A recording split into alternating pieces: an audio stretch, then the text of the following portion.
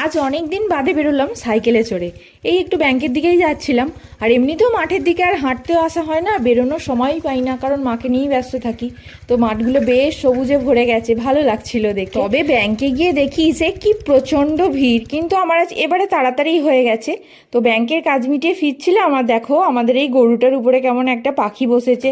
সে আমাকে দেখে একদম তাড়াত করে উঠে গেল। পাখিটার নাম কিন্তু আর এখন আমাদের এই কাকুটার কাছ থেকে দুধ নেওয়া হচ্ছে। নর্মালি আগে অন্য একটা কাকুর কাছ থেকে নেওয়া হতো, কিন্তু সে আসছে না বলে এখন এই কাকুটার কাছ থেকে দুধ নেওয়া হচ্ছে। তো মা বিকেলের দিকে দুধ নিতে এসেছিল, আর তখন এই মিষ্টিরাম সাইকেল চাপা প্র্যাকটিস করছিল। আমরা ছোটবেলায় এইভাবেই সাইকেল চেপেছি, তখন অবশ্য আমাদের ঢালাই রাস্তা ছিল না, ওই আল রাস্তায় শিখেছি।